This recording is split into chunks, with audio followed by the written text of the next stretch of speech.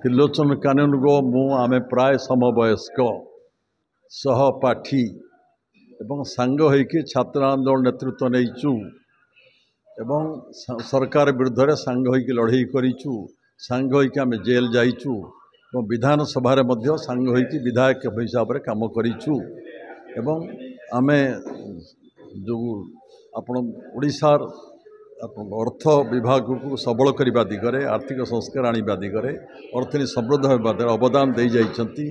Chairman हिसाब रे कटकर विकास में बहुत काम कर जाइछंती। से थिले जड़े स्पष्टवादी एवं मूल्यबोधर नेता थिले तांको हरैकी ओडिशावासी एक नेता को हरैछंती जननायक को हरैछंती। तांकर अवदान पाई आमे तांको स्मृति आज चारण करूछु आत्मार सद्गति पाई प्रभु पाखरे प्रार्थना करूछु।